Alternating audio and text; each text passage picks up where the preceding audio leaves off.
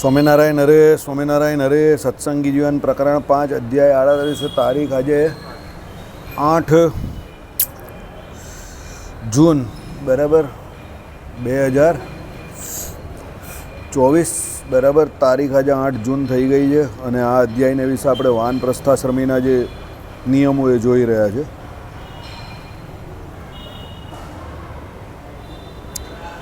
કાલે આપણે જોયું કે ભાઈ તપ જે કરે તે ધીરે ધીરે કરે પણ સર્વ પ્રકારે અન્ન ત્યાગાદિક વડે નહીં, એટલે ધીરે ધીરે ક્રમથી તપ વધારવાનું છે.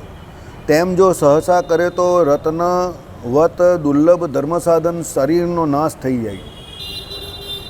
શરીરને નહીં ઉપઘાત કરનારું જ તપ શ્રેય સાધન છે. એટલે તપ કરવાનું છે તો શરીરને જીતવા માટે કરવાનું છે, ઇન્દ્રિયોને જીતવા માટે કરવાનું છે, મનને નિયંત્રણમાં રાખવા કરવાનું છે. પણ એવું દારૂણ તપ ના કરવું પેલા જૈન લોકો કરે ને એવું કે ભાઈ એના દ્વારા શરીર પડી જાય. કારણ કે શરીરને શું કહ્યું તો ભાઈ શરીર કેવું છે તો રત્નવત. દાખલા તરીકે કોઈ ગરીબ માણસને કોઈ હીરો કે રત્ન મળી જાય તેમાં શરીર જીવને મળેલું બહુ મોટું રત્ન છે કે એના દ્વારા એ ધર્મ અર્થ કામ અને મોક્ષ ચારે પુરુષાર્થની સિદ્ધિને મેળવી શકે છે. તો એ શરીર પડી જાય એવું કામ એને કરવાનું નથી. ભગવાનનું ભજન કરવાનું છે, ભજન થાય એના માટે તપ કરવાનું છે. દારૂણ તપ કરીને શરીર પડી જાય એનો કોઈ મતલબ નથી. એટલે જે સંપ્રદાયો કે જે ધર્મોમાં તપને પ્રાધાન્ય આપેલું છે પણ ઉપાસનાને પ્રાધાન્ય નથી આપ્યું તો એ બધા તપ જે છે તે તપની એટલી મોટી કંઈ બહુ પ્રાપ્તિ નથી. કારણ કે એમાં જે ઉપાસના જે છે પુરુષોત્તમ નારાયણ ભગવાન એની ઉપાસના નહીં થતી તો પછી એ તપ ફક્ત ને ફક્ત બહુ તો તમને સ્વર્ગાદી લોકનું સુખ આપશે, એનાથી વિશેષ કંઈ બહુ પ્રાપ્તિ ન થાય.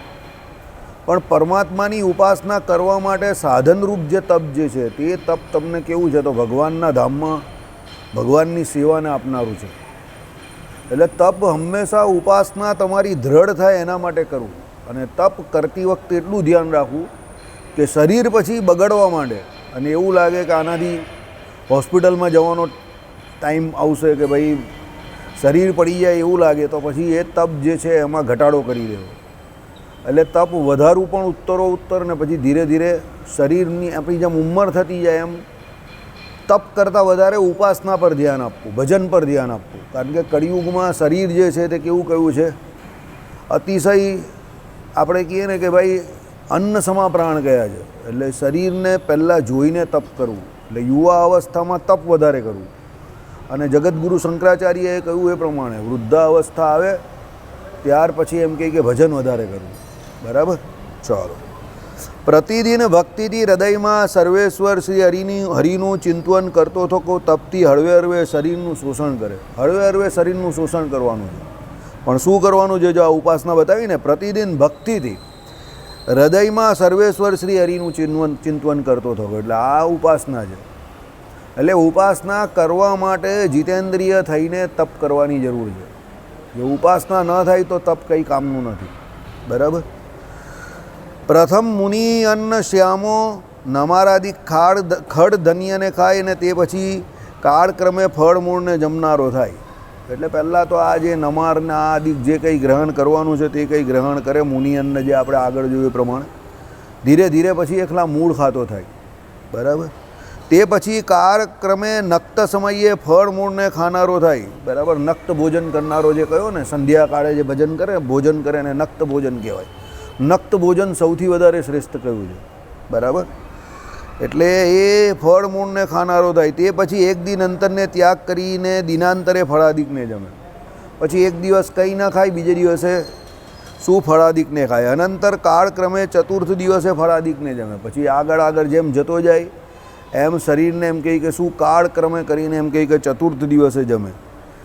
બરાબર. તે પછી કાળક્રમે 5મે દિવસે અથવા 6થે દિવસે ફળ મૂળ માત્રને ખાનારો થાય. પછી 5મે 6થે દિવસે જાય. હવે તમને એમ સવાલ થાય કે ભાઈ આમાં તો જે પ્રમાણે વરાનપ્રસ્થ કયો છે ને એની ઉંમર વધારે થાય તો પણ એને તપ વધારવાનું કહ્યું ને તો આપણે કેમ ઘટાડવાનું કહીએ? ભાઈ એ યુગના ધર્મની વાત છે. એ સમયે લોકોના શરીર બહુ મજબૂત હતા એટલે 5-6 દિવસે ખાય તો પણ ચાલે એવું હતું. કળિયુગમાં એટલે વાનપ્રસ્થાશ્રમનો નિષેધ કરેલો છે. અહીંયા 5-6 દિવસે એકવાર પેલો ખાતો હોય ને તો વિકેટ ડાઉન થઈ જાય. આઈડિયા આવી ગયો. શરીરમાં એનર્જી નહીં રહી જોઈએ એવી. એટલે અહીંયાની અત્યારે વાનપ્રસ્થાશ્રમનો નિષેધ એટલે કળિયુગને વિશે કરેલો છે. સમજ પડી ગઈ? એટલે આ તો જે વાનપ્રસ્થાશ્રમના નિયમનું પાલન પોષણ બરાબર કરવા માંગતો હોય એના માટેની વાત છે. અને આ યુગની વાત નથી કરી. આ યુગમાં તો પછી અઘરું પડી જાય. આ યુગમાં તો ના પાડેલી છે. બરાબર? ચાલો. અથવા ચાંદ્રાયણ વ્રત કરનારો થાય. ચાંદ્રાયણ વ્રતમાં મેં તમને આપણે જે વાત કરીએ પ્રમાણે 15 દિવસ ઉત્તરોત્તર ક્યાં એક જે કોળીઓ હોય તે વધારતો જાય કે ઘટાડતો જાય. જેવું પહેલા પક્ષમાં કરે એવું બીજા પક્ષમાં એનાથી વિરુદ્ધ. એટલે પહેલા પક્ષમાં જો એવું કરે કે ભાઈ વધારતો જાય તો બીજામાં ઘટાડે, કે પહેલામાં ઘટાડે તો બીજામાં વધારે, એ પ્રમાણે. બરાબર? એ પહેલાં 1 કોળીઓ 2 કોળીઓ એમ કરીને 15 સુધી પહોંચે પૂનમ સુધીમાં. પછી પાછી એકમાં આવે એટલે પાછી ઘટાડતો જાય, એ પ્રમાણે કરે. કાં પછી પહેલાં 15થી ધીરે ધીરે, એટલે એ પ્રમાણે અનુક્રમે કરવાનું. અથવા એક પક્ષમાં એક વાર જમનારો થાય. બરાબર? એટલે એક પક્ષમાં એક વાર જમે. એક પક્ષ એટલે 15 દિવસ. અથવા માસે એકવાર જમનારો થાય. એટલે એક માસ છોડ જમે ને બીજે માસે એકવાર જમવાનો થાય. અનંતર કાળક્રમે કેવળ દુગ્ધ માત્ર પાન કરનારો થાય. ભાઈ અમુક સમય થાય ભાઈ દૂધ ઉપર જીવે. અથવા દૂધના ફીણ માત્રને પાન કરનારો થાય. દૂધની ઉપર જે ફીણ આવે તેને. અથવા કેવળ જળનું પાન કરનારો થાય. એટલે જળ પીને જીવે. અથવા ધૂમપાન કરનારો થાય. બરાબર? ધૂમપાન એટલે પેલું ધૂમ હોય ને એને. બરાબર? પહેલાંના સમયમાં છે ને તમે વિષ્ણુ પુરાણ નામની એક સિરિયલ આવતી હતી, એ જોઈ હશે. નહીં જોઈ? તમે તો બહુ નાના હોય કે એવું પણ નહીં. એમાં સંજીવની મંત્ર મેળવવા માટે શંકરાચાર્ય જે તપ કરતા હતા, ઊંધે માથે લટકતા હતા અને નીચે પેલી વનસ્પતિ સળગાવેલી, અને એનો જે તાપ હોય એમાંથી જે ધુમાડો હોય એ ધુમાડો લઈને એ જીવતા હતા. બહુ દારૂણ તપ કરેલું. ત્યારે એમને સંજીવની મંત્રની પ્રાપ્તિ થયેલી. એટલે એ પ્રમાણે ધૂમપાન કરીને પણ જીવી શકાય છે. બરાબર? અમુક એવી વનસ્પતિ આવે. ચાલો. આ રીતે કાળક્રમે આહારનો સંકોચ કરવા વડે તપને વધારે. એટલે આહારનો સંકોચ કરવાનો અને તપ વધારતો જાય. આની આવી ગઈ રોટલી. અનંતર કેવળ ચંદ્ર જ્યોત્સના પાન વડે દેહ યાત્રાને કરનારો થાય. ચંદ્રમાં જે હોય ને, બરાબર, એ ચંદ્ર જ્યોત્સના એના પાન વડે, એટલે એના વડે એમ કહે કે દેહ યાત્રાને કરે. નીચેની હા બસ મોબાઈલ પર બાકી. અથવા કેવળ જળની વરાળના પાન માત્ર રહી જાય. આવી ગયું ને? જળ પાણીની વરાળ હોય ને એનું પાન કરીને જીવે. મેં તમને કહ્યું ને, બધા બહુ ખતરનાક તપ કરનારા લોકો છે. પાણીની વરાળથી જીવવાવાળા છે, ધૂમપાનથી જીવવાવાળા છે, ધુમાડાથી. વનસ્પતિનો ધુમાડો કરે ને એ ધુમાડાથી જીવે. બરાબર? તમને એવું લાગે ભાઈ આવું બધું શક્ય છે, પણ શક્ય છે. આ બધું શાસ્ત્રોક્ત તપ છે બાજુ. બરાબર? ચાલો. તથા કાળક્રમે કેવળ વાયુ ભક્ષણ કરનારો થાય. વાયુ ભક્ષણ કરે એટલે પ્રાણાયામ શીખે, અને પછી જે કોઈ એમ કહે કે ઓક્સિજન વાયુ પ્રાણ ટકાવવા માટે જરૂરી છે તે ઓક્સિજન વાયુ લઈ લે અને ખાલી એના દ્વારા પ્રાણને ટકાવી રાખે. બસ, બીજું કંઈ નહીં.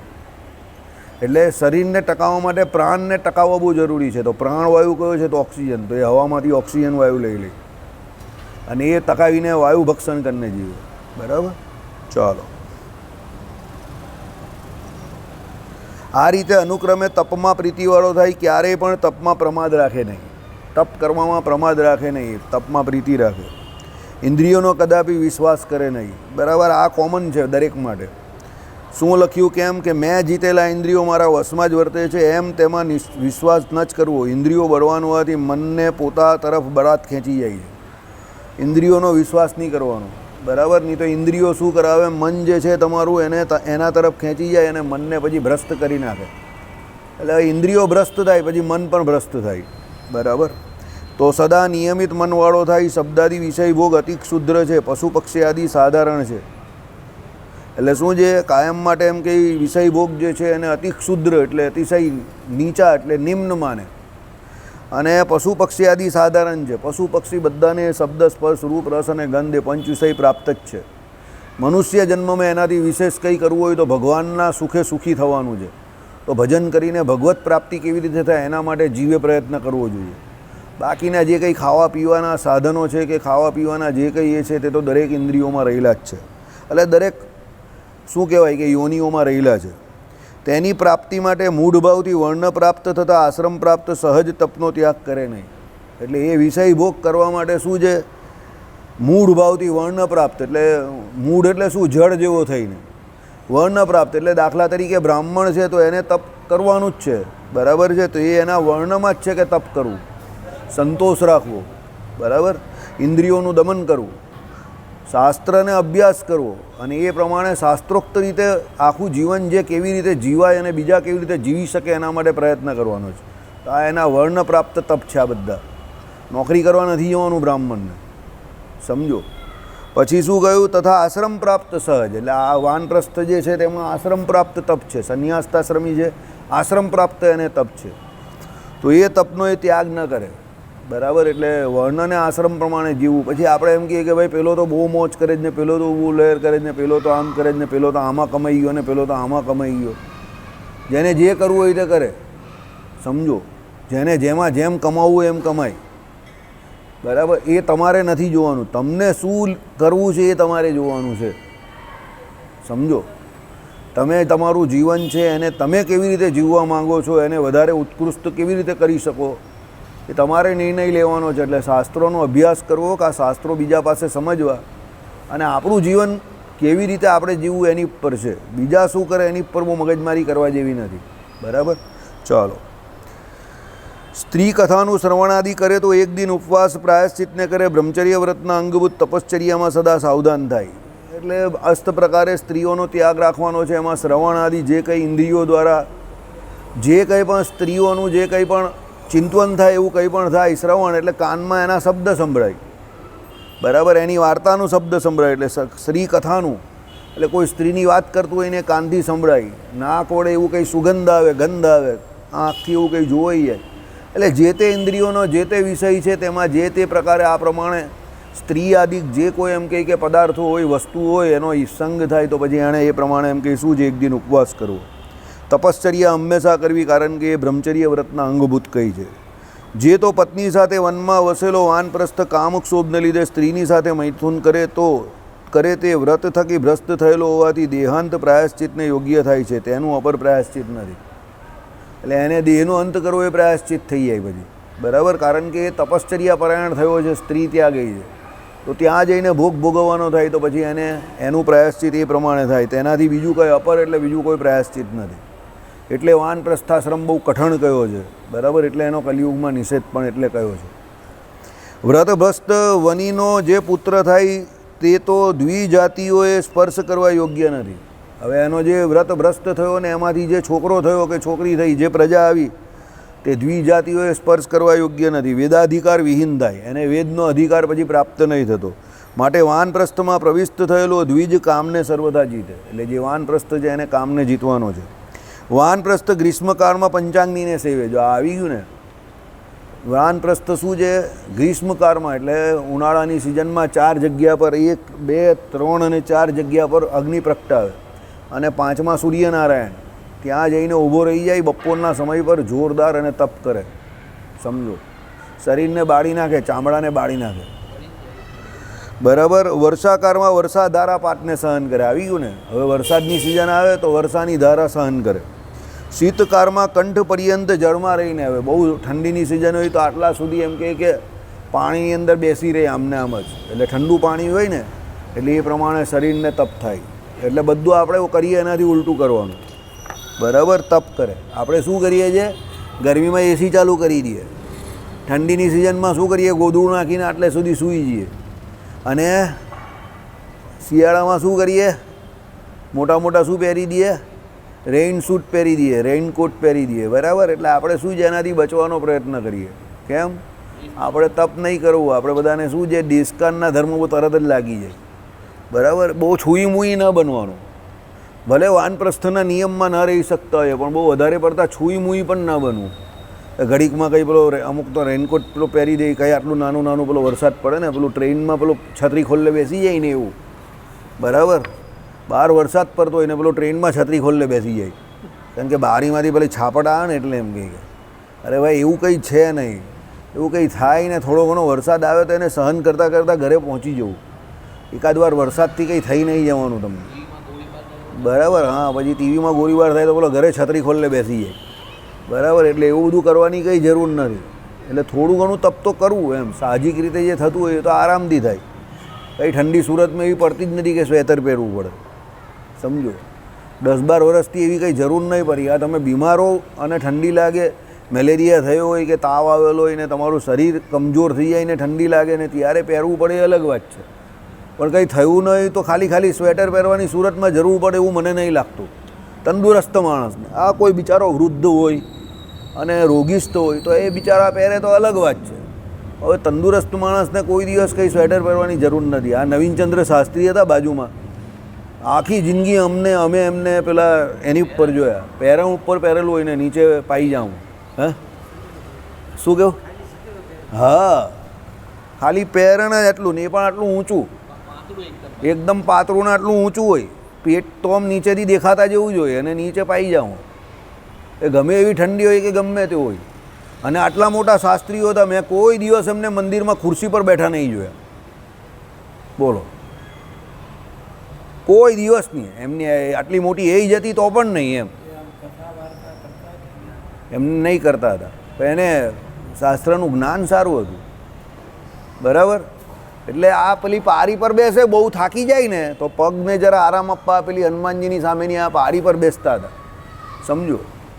બરાબર. પણ કોઈ દિવસ આમ પેલી કથા વાર્તામાં કે એમાં કોઈ દિવસ ખુરશી પર બેઠેલા મેં એમને નહીં જોયા. બરાબર. એમણે લખેલું ને પેલું કલ્યાણના સોપાનો, આધ્યાત્મિક જગતના સોપાનો કે એવું એક પુસ્તક પણ લખેલું, સમજો. એટલે કહેવાનું તાત્પર્ય શું છે કે ભાઈ જ્ઞાન પચાવેલું હોય એ વ્યક્તિ સહેજે તપ કરે અને એનું એ તપ દેખાય, સમજો. અને કોઈ દિવસ કોઈને કંઈ ઓર્ડર ન કરે, ઉલટાનું કોઈ એવું કહે તો એ કંઈ નહીં, મારું કામ છે, મારે જાતે કરવાનું છે, સમજો. એમ કરીને સામેથી કહે તમે બસ તમારી આટલી મદદ બહુ થઈ ગઈ. પછી નહીં, બહુ સ્ટ્રીક હતા એમ પોતાના નિયમમાં. બરાબર. એટલે એવી રીતે જીવવું હવે અઘરું છે અત્યારના લોકો માટે, કઠણ કામ છે. અને પોતાનો જરા પણ શો નહીં કરતા હતા કોઈ પણ બાબતનો એમ. અહીંયાથી ઘણી વખત આવતા હતા તો સભામાં જય સ્વામિનારાયણ કરીને પણ જતા હતા. આપણી સભા ચાલુ થયેલી ત્યારે એ હયાત હતા અને સભામાં આવીને અહીંયાથી જો આમ દર્શન આ છત્રીને કરીને જાય તો પછી અહીંયા આવીને જય સ્વામિનારાયણ કરીને જતા હતા ઘણી વખત. પણ અહંકાર નહીં મળે એમ. બરાબર.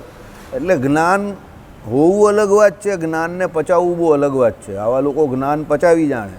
બરાબર. એ નોર્મલ રહી શકતા હતા અને રહી એ જ જ્ઞાન પચાવેલું હોય. બરાબર. એ પછી તમે પેલું કહે ને કે પેલા પીછા લગાવીને ચાલતા હો તો એ કંઈ જ્ઞાન પચાવેલું નથી. બરાબર. એટલે તપ સહેજે જે થતું હોય તે કરવાનું એમ. પછી એવું નહીં કરાય કે ભાઈ આપણે ન સત્તું હોય એ કરો, પણ જે સત્તું હોય એ કરો ને. હવે અત્યારે આમ પણ તમે જોવા જાઓ તો સુરતમાં 8-9 મહિના તો ગરમી જ પડતી હોય, તો ઠંડા પાણીથી નાહવાનું હોય. બરાબર. તો તમે 8-9 મહિના તો ઠંડા પાણીથી નાહી જ શકો છો, સમજો. બરાબર. જેને શરદી ન રહેતી હોય ને એવું હોય તો 8-9 મહિના તો આરામથી સહેજે ઠંડા પાણીથી નવાય. આ પછી જેને કંઈ અસ્થમાનો પ્રોબ્લેમ હોય કે જેને ઠંડીમાં કંઈક પ્રોબ્લેમ થતો હોય, ફેફસાનો પ્રોબ્લેમ હોય, શરદી થઈ જાય, તે 1-2 મહિના અલગ છે. બાકી આમ તો તમે ઠંડા પાણીથી નાહી શકો છો. વરસાદમાં બી 1-2 વખત તમે ભીના થઈ જાવ તો કંઈ માંડા નહીં પડી જતા. અને એસી તો બધાને ત્યાં હમણાં આવ્યા અને ગરમી હમણાં લાગવા માંડી. પહેલાં કાંઈ એસી હતા. આ લોકો ખેતર હતા, ખેતરમાં કામ કરતા હતા બપોરે. ગોરા છે તો પણ જો નહીં, ખેતરમાં કામ કરતા હતા તો પણ ગોરા છે. અહીંયા બેઠેલા ઘણા લોકો કરતાં ગોરા છે. ને અહીંયા બેઠેલા એસીમાં ઓફિસમાં બેઠેલો એ પણ કાળા ડિમ્માક જેવો હોય છે. એટલે એ તો ગોર વર્ણ તો તમારા જે હોય ને કર્મ ઉપર છે. મારા જે પેલા બ્રાહ્મણનું ઉદાહરણ નથી આપેલું, સુવર્ણનું દાન લીધું અને પછી એનો ગોર વર્ણ જે હતો તે પછી એમ કે કાળો થઈ ગયો, પછી મહારાજ પાસે આવેલો.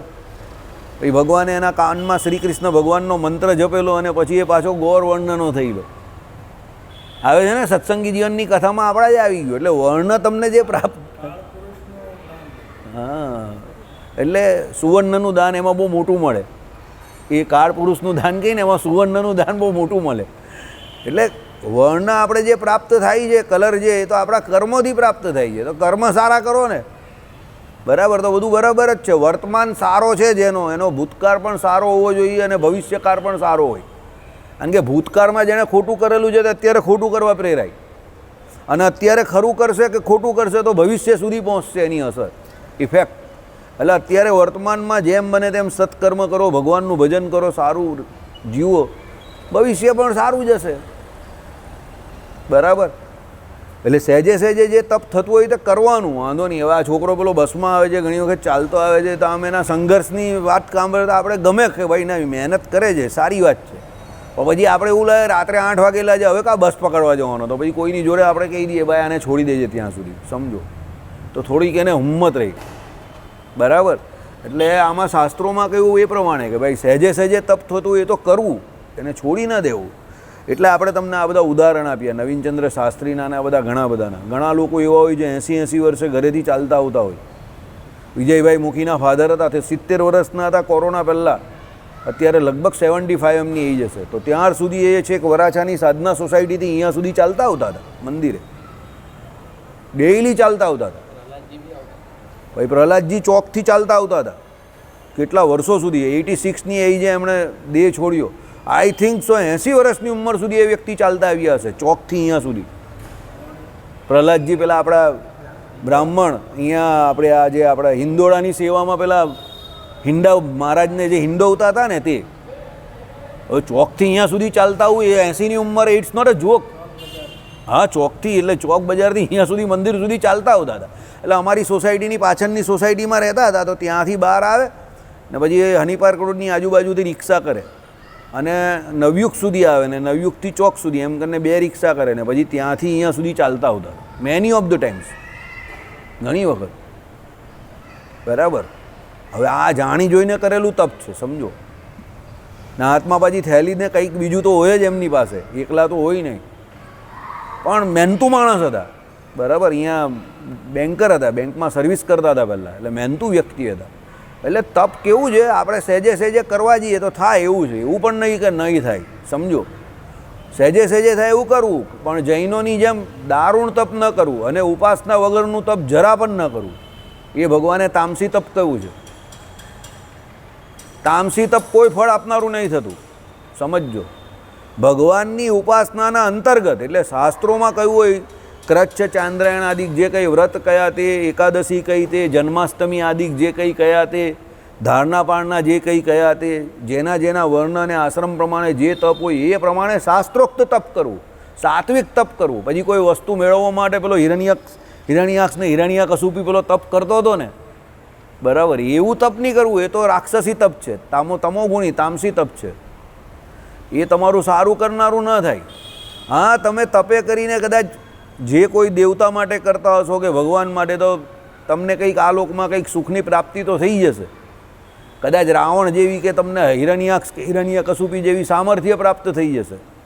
પણ અંતે શું થશે? તમારી ગણતરી અસુરોમાં થશે, કારણ કે ભગવાનથી તમે વિરુદ્ધ ચાલો છો, ભગવાનના ભક્તોથી વિરુદ્ધ ચાલો છો, વેદથી વિરુદ્ધ વર્તો છો, સમજો. તો પછી એમાં કંઈ તમારું બહુ વધારે રૂડું ન થાય.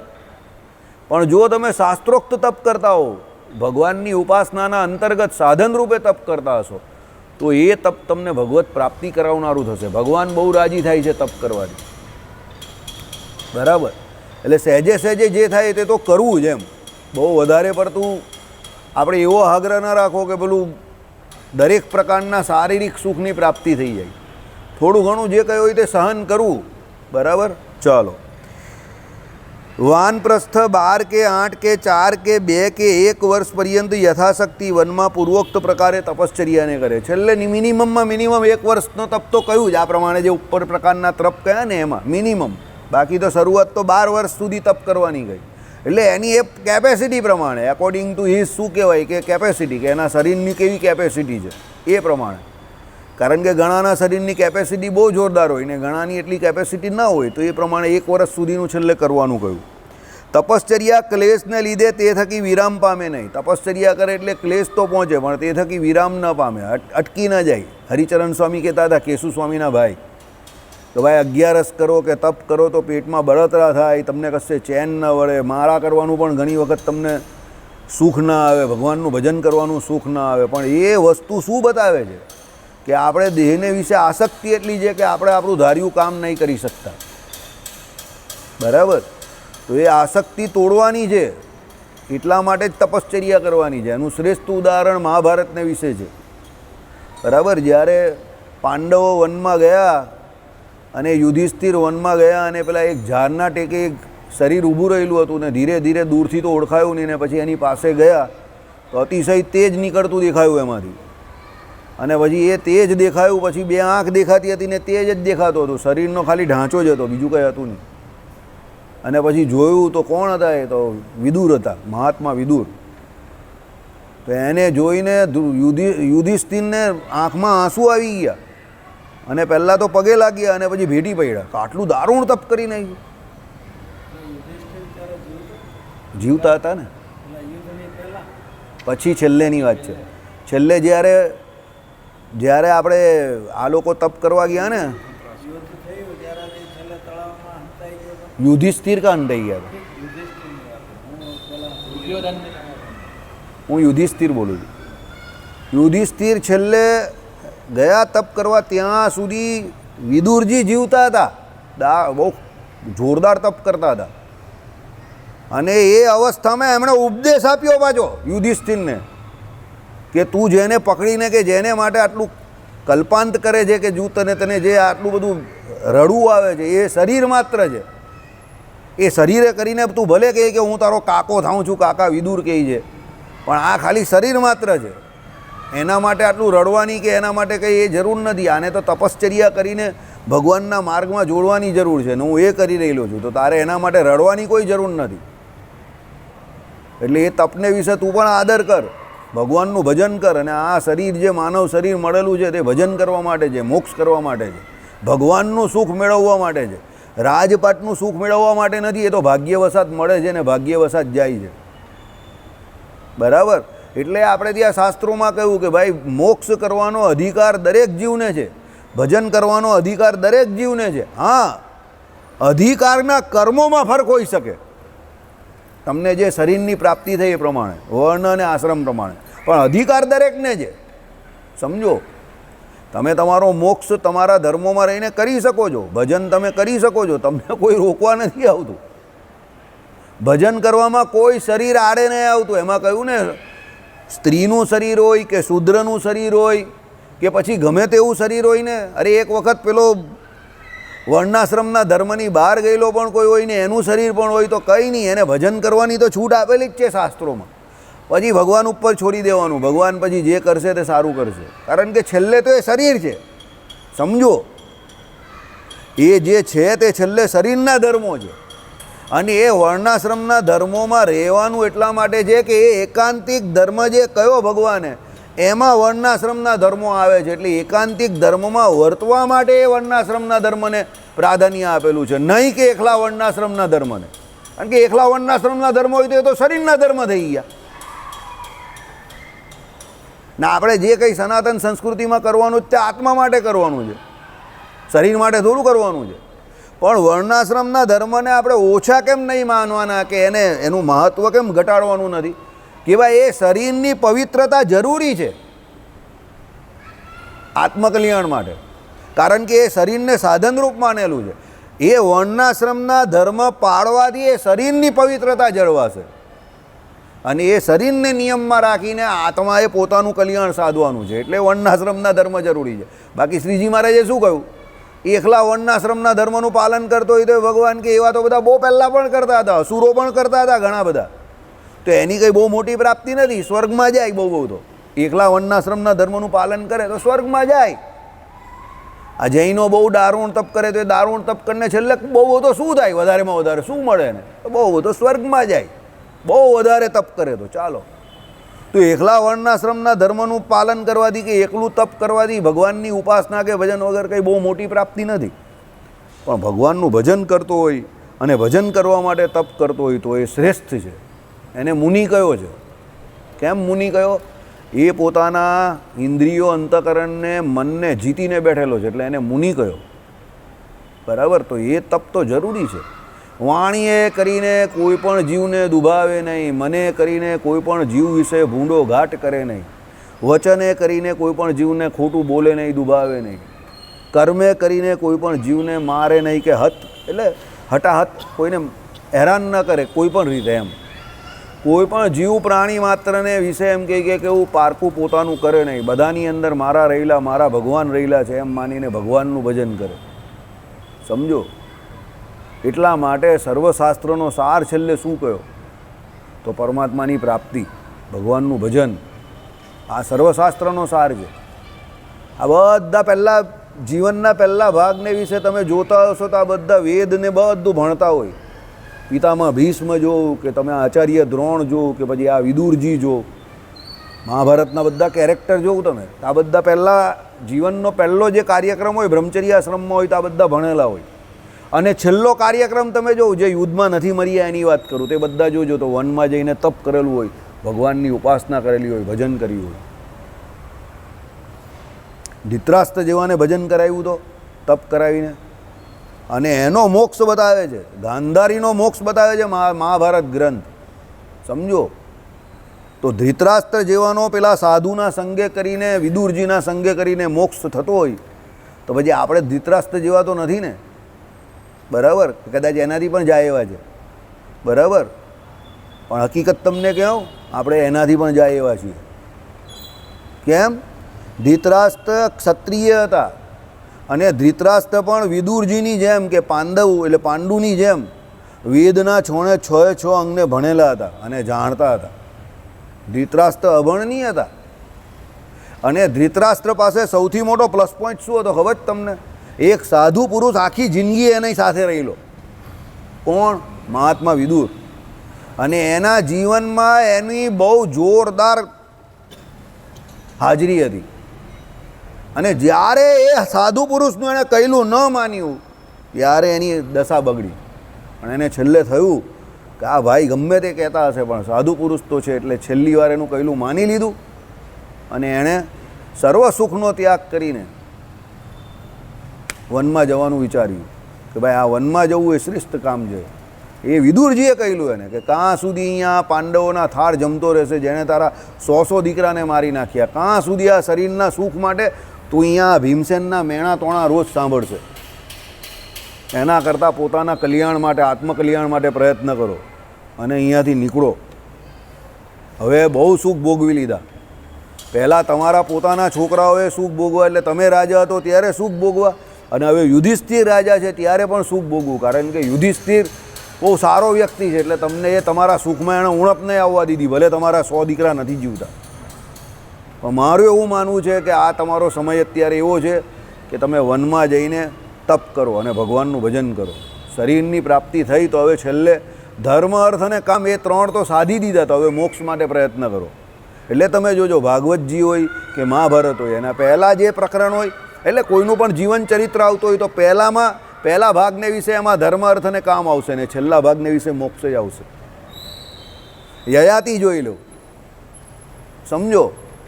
આ બધા કેરેક્ટરોના જે પાત્રો છે, આ બધા કેરેક્ટરો જે છે એ લોકોના પાત્રો થકી આપણે ઘણું બધું શીખવાનું મળે છે. કેટલો વિષય ભોગી વ્યક્તિ યયાતિ, પણ તો પણ છેલ્લે એનો પણ મોક્ષ બતાવે છે.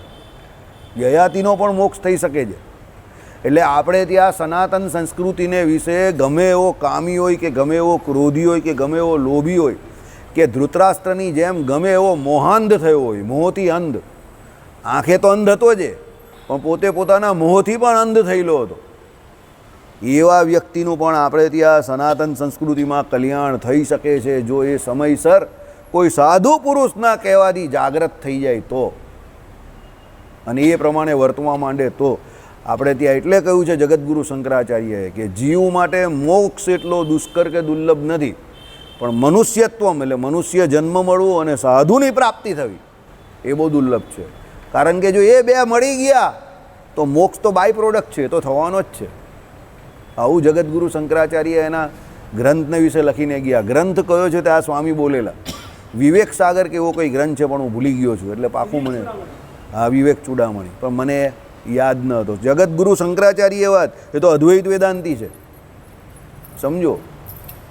તો પણ અદ્વૈત વેદાંતિ પણ આવું કહે છે મનુષ્ય જન્મ મળવો બહુ અઘરો છે, સાધુની પ્રાપ્તિ બહુ અઘરી છે, અને પછી ભગવાનનું ભજન, ભગવત સાક્ષાત્કાર એવો અઘરો છે. હવે તો અદ્વૈતી છે તો પણ આવું કહેતા હતા. બરાબર. એટલે કહેવાનું તાત્પર્ય એવું છે કે ભાઈ મનુષ્ય જન્મ મળે તો ભજન કરવું બહુ જરૂરી છે. ને આ બધા ભજનના અંગો અહીંયા કયા છે. કોઈ પણ આશ્રમ હોય કે કોઈ પણ વર્ણ હોય, ધ્યેય જો ભજન કરવાનું રાખો તો ભગવાન તમને એ રીતે ભજન કરવા દે છે. બરાબર. પરમાત્મા અંતર્યામી પણ રહેલા છે. જીવ જેવું ચિંતન કરે એવી એને પ્રાપ્તિ ભગવાન કરાવે જ છે, અને એવા એને લોકો પણ મળી જાય છે. તમારી ઈચ્છા પ્રમાણે જ ચાલે છે. અંતર્યામી પણ રહેલા પરમાત્મા જે છે ને એ તમારી ઈચ્છા પ્રમાણે જ તમને લઈ જાય. ચાલો, જે કોઈ કાંટા વગેરે વડે પોતાને પીડા કરે અને જે કોઈ ચંદનાદિક વડે પોતાની પૂજા કરે તે બંને વિશે પણ ક્રોધ હર્ષને ન કરે. ભાઈ તપશ્ચર્યાનો પહેલો નિયમ જ આ છે, મનને પણ જીતવાનું અને ઇન્દ્રિયોને પણ જીતવાના. તો કેવી રીતે? ભાઈ કોઈ બધા સરખા થોડા હોય છે, કોઈ કાંટા પણ મારવા આવે. બરાબર. પેલા મહાવીર સ્વામી હતા, એને પેલા સૂળ ભોંકેલી ને, બરાબર, અને કોઈ પાછા ચંદનથી પણ સ્પર્શ કરાવે. ભાઈ તમારી કોઈ પૂજા કરવા આવે તો ત્યારે તમારે શું કરવું? અતિશય વિનમ્ર થવું અને અતિશય કેવું રહેવું? શોક અને હર્ષ એ બંનેથી પર રહેવું. કાંટો વાગે તો ભાઈ દુઃખ શરીરને તો થાય છે, પણ ત્યારે પછી અંદરથી દુઃખી ન થઈ જવું. અને એમ કંઈ ચંદન ચર્ચે તો શરીરને તો ઠંડક લાગે છે, પણ અંદરથી એવું ન થવું જોઈએ કે ભાઈ બહુ ગમ્યું ને બહુ મજા આવી ગઈ. બરાબર. આ બહુ ખતરનાક શોખ છે, યાદ રાખજો. આ જતા નથી. આ બહુ અઘરું કામ છે. બહુ એટલે બહુ અઘરું, બહુ કઠણ કામ છે. વખાણ માણસને મરતો હોય ને ત્યારે પણ ગમે છે. મરતો હોય ત્યારે પણ એમ કહીને કોઈ કે કાકા તમે મસ્ત કામ કરી ગયા, તો કાકો મરતો મરતો પણ આમ હશે, હા બહુ સારું. હવે એણે આમ સમ ખાવા કરવા પૂરતું પણ કંઈ સારું કરેલું ન હોય, પણ એને એવી આશા હોય કે લોકો મને મેં કંઈક સારું કર્યું એવું કહી જાય એમ. બરાબર. મરતો નહીં હોય તો મરી જાય. 10 માણસ આવીને એવું કહી જાય ને એને ખાલી કે તમે બહુ સારું કામ કર્યું, તમે તો બહુ સત્કર્મીને બહુ સારા હતા, તો મરી જાય. મરતો નહીં હોય તો પેલાના કહેવા માત્રથી મરી જાય. કેમ? જીવ પ્રાણી માત્રને પોતાના વખાણ બહુ ગમે છે, સમજો. બરાબર. અને કદાચ કોઈ કંઈ વસમું બોલી જાય તો આટલી મોટી તીખી મરચી હોય ને મોટા ભાઈ, એ મરચી લાગી જાય. બરાબર. એટલે હર્ષ શોકથી પર થવું અઘરું કામ છે, પણ પછી ધીરે ધીરે ધીરે સમયે કરીને કાળે કરીને એ પ્રમાણે પ્રયત્ન કરે તો થાય. ભજન કરવાવાળો હોય તો થાય. એટલે ભજન કરવાનું મેઇન છે. જે ભજન કરે એને પછી ધીરે ધીરે એ બધી ચિંતા પૂરી થઈ જાય કે ભાઈ કોણ શું વિચારે છે, કોણ શું કહે છે, એ બહુ ચિંતા લાગે નહીં એને. ભજન ન કરતો હોય તો પછી બધી એને ઉપાધિ લાગે, કોણે શું કહ્યું ને આણે શું કહ્યું ને પેલો શું કહી જાય ને આ શું કહી જાય. ચાલો,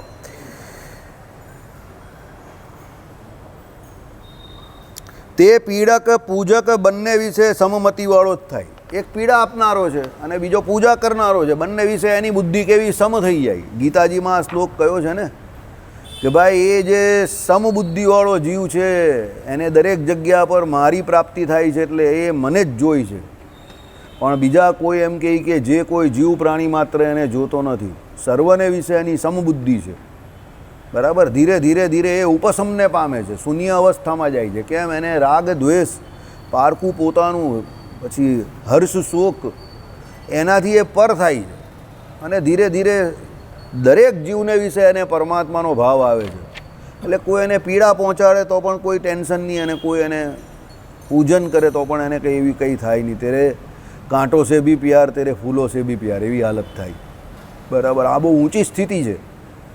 બરાબર. ઘણા લોકો તમને એવા ગાંડા જેવા દેખાતા હોય, જે આમ નામ હસતા હોય ને ભગવાનનું ભજન કરતા હોય, તમને ગાંડા દેખાય અડધા. એ ગાંડા નથી હોતા. એણે એના જીવનમાં દરેક પ્રકારની ઘટના દુર્ઘટનાનો સામનો કરી લીધો છે, અને હવે એને એવું થઈ ગયું છે કે આમાં કંઈ મજા નથી. એટલે એની વર્તણૂક એવી લાગે તમને કે ગાંડો છે એકચ્યુઅલી. એટલે એને દુનિયામાં કે તમારામાં રસ નથી ને એટલે તમને ગાંડા જેવો લાગે છે. એકચ્યુઅલી એ ગાંડો નથી. બરાબર. ગાંડા આપણે છે, યાદ રાખજો. કેમ કે નશ્વર જગત જે અત્યાર સુધી કોઈને પૂર્ણ રીતે પ્રાપ્ત થયું નથી, આપણે એ પ્રાપ્ત કરવા માટે હવાતિયા મારીએ છીએ. આપણે ખબર છે કે કોઈને પૂરેપૂરું મળ્યું નથી, તો પણ એને મેળવવા માટે પ્રયત્ન કરીએ છીએ. એટલે આપણે ગાંડા છે. અને પેલો જગતમાં કોઈ પણ પ્રકારનો પ્રયત્ન નથી કરતો અને અનાયાસે એને જે પ્રાપ્ત થાય છે એમાં સુખી રહી છે, એટલે એ ડાયો છે.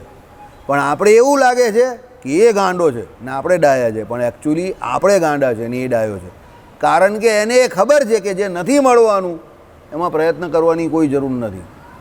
જે વસ્તુમાં તેલ નથી એને તમે ગમે એટલું પી લો કે ગમે એટલું ઘસો, એમાંથી તેલ નીકળવાનું. એટલે એને ખબર છે કે માયામાં સુખ નથી, એમાં સુખ મેળવવા જઈશ તો ઉલટાનું દુઃખ જ પ્રાપ્ત થશે, એટલે એને માયામાં કોઈ રસ નથી. એટલે એ તમને આમ નીરસતાથી એમ કરીને તમે કંઈ કંઈ આમ કરતો હોય તો તમને એવું લાગે કે આ ગાંડો છે, પણ ગાંડો એ નથી, ગાંડા આપણે છીએ. બરાબર? એટલે દીવાનો કી મહેફિલ હે, बराबर, सबको ऐसा लगता है कि वो दीवाना है, बराबर, पर हकीकत क्या है, खुद ही आदमी दीवाना होता है. એટલે આપણે એવું લાગે કે દુનિયામાં બધા ગાંડા છે, પણ ગાંડા આપણે પોતે જ છીએ, મૂર્ખ આપણે પોતે છીએ. સમજો, આપણે એમ સમજતા હોઈએ કે કોઈ મૂર્ખું છે કે કોઈ દુનિયા બુદ્ધિ વગરનો આ માણસ છે કે કોઈ મૂર્ખ નથી, આપણે મૂર્ખ છીએ એમ માનીને ચાલવા જેવું છે. બરાબર? ચાલો, એટલે આમાં જે કહ્યું કે ભાઈ હર્ષ અને શોક બંનેને વિશે સમબુદ્ધિ થાય. તપ કરવા અસમર્થ જે હોય તે વાનપ્રસ્થ તો અગ્નિને પોતા વિશે આધાન કરીને અગ્નિનું વિસર્જન પોતા વિશે કરીને આ લોકમાં નિયત સ્થાને વર્જિત થઈ પ્રાણ ધારણ માટે વાનપ્રસ્થોને ત્યાં ભિક્ષા માંગે અથવા ગ્રામ થકી જે પવિત્ર વિપ્રના ઘર થકી ભિક્ષા માંગી લાવીને 8 ગ્રાસને જમે. 8 કોળી 8 ગ્રાસ છે એને જમે. તપ નહીં કરી શકતો તો કોઈને ત્યાંથી કોઈ બીજો વાનપ્રસ્થ હોય એને ત્યાં જાય, કાં કોઈ ગામમાં બ્રાહ્મણ હોય સારો એના ઘરે જાય અને ત્યાંથી અન્ન લાવીને શું કે 8 ગ્રાસ જેટલું જમે. 8 ગ્રાસથી જેના દેહ ધારણની પર્યાપ્તિ ન થાય તે 16 ગ્રાસોને પણ જમે. જેના 8 નહીં ચાલે એવા તો એ 16 ગ્રાસ જમે. આ નિત્ય ગાયત્રી જપ પર અને સ્વાધ્યાયશીલ થાય. હવે આ દરેક દ્વિજ માટે આ કોમન આજ્ઞા છે તો ભાઈ એને ગાયત્રીજીના મંત્રનો જપ કરવાનો છે. 5 જે પેલા નિયમ કહ્યા ને એ, બરાબર. અને એ ગાયત્રી મંત્રનો જે જપ જે છે એ પર્સનલ છે, પબ્લિકલી નથી ગાવાનો. અત્યારે બધી કેસેટો બહાર પડે છે ને પેલું કેસેટની શું કહું સીડી લોકો યુટ્યુબ પર ગાય છે, એ એવી રીતે ના ગવાય, એ ના પાડી છે, એનું ફળ ન મળે. એટલે ગાયત્રીનો જે જપ જે છે એ ભગવાનનો જપ છે સાક્ષાત, અને એ વેદોક્ત મંત્ર છે. એટલે એને એના નિયમ પ્રમાણે ગાવાનો હોય કે ભાઈ વ્યવસ્થિત સ્નાન કરીને એનો જપ કરવાનો છે, આખા ગામમાં એનો ઢીંઢેરો નહીં પીટવાનો. બરાબર? એ જપ માટેનો મંત્ર છે, ગાયત્રીજીનો મંત્ર છે. અને મંત્ર જપવા માટે હંમેશા એના નિયમ હોય, સમજજો. હા, ભગવાને કહ્યું એ પ્રમાણે તમે સ્તોત્ર મંત્ર બોલો તો એના નિયમ હોય, પણ જે કોમન નામ છે ભગવાનના, દાખલા તરીકે રામ નામ જે જપતો હોય તો એ ચાલે, શ્રી કૃષ્ણનું નામ જપતો એ ચાલે, સ્વામિનારાયણ બોલતો હોય તો એ ચાલે. એ શુભ અશુભ કોઈ પણ ક્રિયામાં થાય. પછી તમારે મંત્ર હોય વ્યવસ્થિત, જનમંગલના સ્તોત્ર બોલો પેલા, તો એ પછી તમારે વ્યવસ્થિત કરવું પડે. ગુરુ મંત્ર હોય હા તો એ વ્યવસ્થિત કરવો પડે. એના માટે બેસવું પડે એક જગ્યા પર, વસ્ત્ર બરાબર પહેરેલું જોઈએ, ચોખ્ખું જોઈએ, આ તે પૂર્વ દિશા ઉત્તર દિશામાં મુખારવિંદ જોઈએ, સ્થિર આસને બેસવાનું હોય, આસન વ્યવસ્થિત જોઈએ, બધા નિયમ લાગે. એ નિયમ વગર કરો તો એનું કંઈ ફળ ના મળે. એમ ગાયત્રીના જપમાં પણ નિયમ લાગે. બરાબર? દ્વિજ હોવો જોઈએ પહેલાં તો. દ્વિજ હોય પછી એના જનોય સંસ્કાર થયેલા હોવા જોઈએ, સમયસર ત્રિકાળ સંધ્યા કરનારો હોવો જોઈએ. બરાબર? શિખા ધારણ કરેલો હોવો જોઈએ. બરાબર? તો એ ગાયત્રીનો જપ કરી શકે. કન્ડિશન એપ્લાઇડ, દરેક જગ્યા પર કન્ડિશન એપ્લાઇડ હોય છે, તો આપણે એ સમજતા નથી. ચાલો, હા, નિત્ય ગાયત્રી જપ પર અને સ્વાધ્યાયશીલ. જે કંઈ શાસ્ત્ર વાંચવાનો હોય તે નિયમથી વાંચે. ભાઈ શિક્ષાપત્રી અર્થદીપિકા વાંચતો હોય તો એ વાંચે, વચનામૃત ભૂમિકા વાંચતો હોય તો એ વાંચે, રોજ એક વચનામૃત વાંચવાનું હોય તો એ વાંચે, ગીતાજીનો કોઈ એક અધ્યાય વાંચવાનો હોય તો એ વાંચે, એને સમજે. એવું કંઈ ને કંઈ સ્વાધ્યાયશીલ થાય. આળસ્ય અને નિદ્રાને જીતીને રાત્રિએ ભગવત ધ્યાન પરાયણ થાય. આળસું અને નિદ્રા, બહુ વધારે ઊંઘવાનું નહીં, પણ ભગવાનનું ભજન ધ્યાન કરવું. રાત્રે પણ બહુ વધારે ઊંઘવું નહીં અને દિવસમાં પણ નહીં ઊંઘવાનું. દિવસમાં તો ઊંઘવાની જ ના પાડી, રાત્રે બહુ નહીં ઊંઘવું, નિયમથી ઊંઘવું. અને નિદ્રા જેમ બને તેમ વધારે ઘટાડવી અને ભગવાનના ભજનમાં વૃત્તિ રાખવી. શ્રીપતિમ શ્રીધરમ સર્વદેવેશ્વરમ ભક્ત